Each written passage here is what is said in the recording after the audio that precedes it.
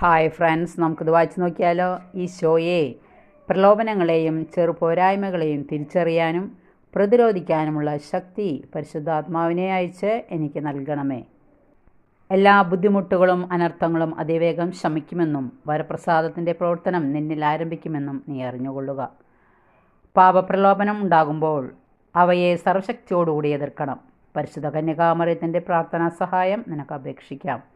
പാപഭയം നിന്നിൽ കടന്നുകൂടാൻ നീ ഇടയാക്കരുത്. നിനക്ക് അവയുടെ മേൽ വിജയിക്കാൻ പറ്റും എന്നാണ് നീ ചിന്തിക്കേണ്ടത്.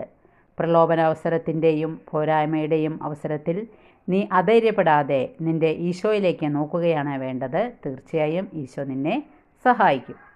ദുഃഖിതരെ ആശ്വസിപ്പിക്കാനും ദൗർബല്യത്തെപ്പറ്റി ബോധ്യമുള്ളവരെ തൻ്റെ മഹത്വത്തിലേക്ക് ഉയർത്താനുമാണ് ഈശോ ആഗ്രഹിക്കുന്നത്. അതുകൊണ്ട് ഒരിക്കലും നീ കുറ്റബോധത്തിൽ താഴ്ന്നു പോകരുത്. ഈശോയെ, പരിശുദ്ധാത്മാവിനെ അയച്ച് ശക്തിപ്പെടുത്തി അനുഗ്രഹിക്കണമേ.